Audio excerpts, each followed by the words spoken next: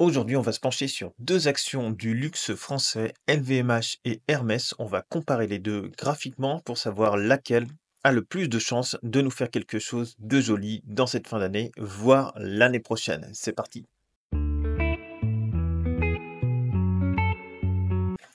Alors, on va commencer par LVMH. On va la faire en trois parties. En court terme sur du journalier, moyen terme sur du format semaine et puis en format mensuel pour le long terme. Alors, on peut voir quand même que depuis quelques jours, le CAC 40 tente de rebondir. Alors, les 7 100 points ont bien résisté sur le CAC 40. On est remonté du coup aux 7 300 points. Ça a l'air de plutôt bien s'orienter ici avec un RSI qui commence à vouloir refranchir la zone de neutralité. C'est pas encore fait. Le MACD qui est pas encore repassé au-dessus du zéro, mais globalement, on en prend le chemin. Alors, c'est trop tôt pour avoir un inversement de tendance. On est bien toujours dans une tendance baissière court terme et donc on est sur du rebond pour l'instant. On ne parle pas de relance haussière. On est bien sur du rebond court terme. Alors, dans ce rebond court terme du CAC 40, on va analyser deux actions, LVMH et Hermès. Alors, pourquoi LVMH et Hermès? Parce que c'est deux poids lourds quand même du CAC 40 et puis elles ont été quand même pas mal massacrées ces derniers temps, donc on va regarder s'il y a un potentiel haussier. Alors, faut savoir que depuis les plus hauts qui étaient environ à 900, LVMH c'est moins 30%, donc ça a perdu 30%. Alors, qu'est-ce que ça nous fait LVMH? Moi, j'attendais plutôt un retour, vous voyez, sur les 500, 530, 550, entre 530 et 550. Pour le moment, on est toujours dans une tendance baissière, comme on peut voir ici. Si je dézoome un peu, on a bien une belle tendance qui est baissière ici. Alors, voilà, ça nous donne quelque chose qui est à peu près comme ça.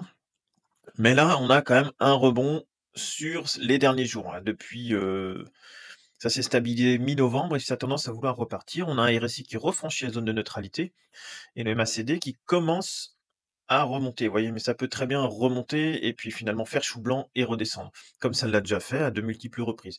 Donc là, on serait plutôt sur un rebond. Le dernier rebond, il était de l'ordre de 10, vous voyez? Et puis il y a eu celui-ci aussi, mais c'était pareil, il était de l'ordre de 15.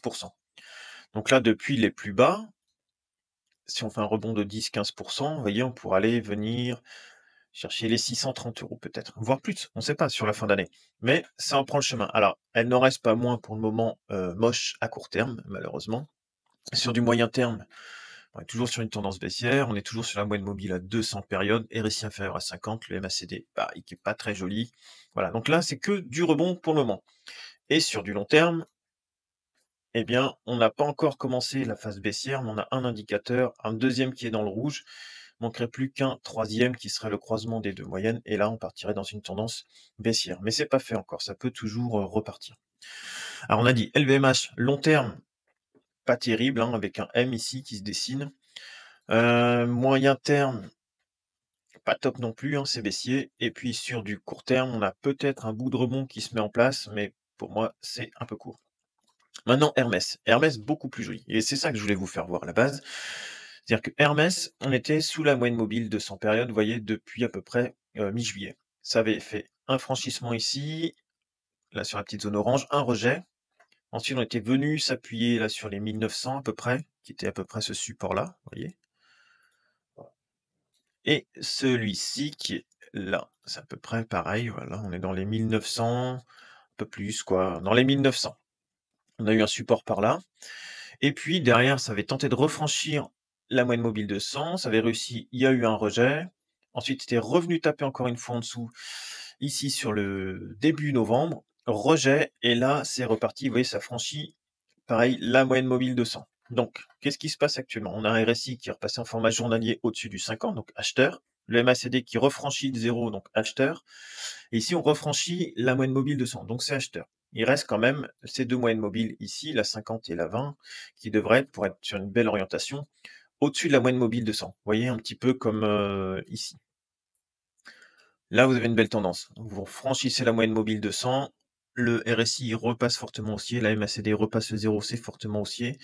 Et là, vous partez sur du, à peu près, si on ne sort jamais au plus haut, vous sortiriez par là, sur un 16%. Vous voyez? Donc là, quelque chose à faire peut-être sur Hermès. À prendre. Alors, est-ce qu'on va aller chercher ce point-là? Peut-être. Ce point ici, là, qui était dans les 2200, éventuellement, ça vous ferait encore un petit peu à prendre. Il y aurait un 3-4 à prendre éventuellement et puis sortir si, la moyenne mobile de 100 elle est cassée. Si ça casse, vous ressortez.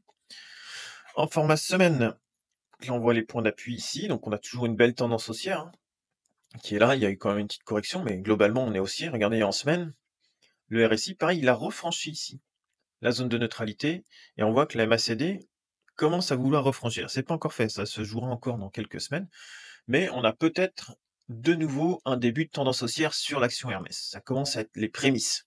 Alors il faudrait pas anticiper non plus. Pour le moment, on est vraiment sur du court terme et là, sur du long terme, voilà, c'est très, très propre. On est toujours au-dessus de la zone de neutralité depuis 2008. Ça n'a jamais franchi.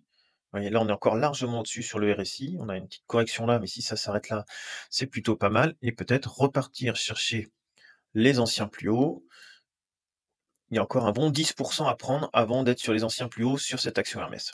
Voilà, une analyse technique de plus sur le luxe. Ce coup-ci, on voit bien que Hermès est largement mieux orienté que LVMH. Mon choix va donc sur Hermès, Hermès qui gagne ce duel. Et si jamais tu veux essayer de prendre un petit billet sur cette fin d'année, tu as mon avis là-dessus.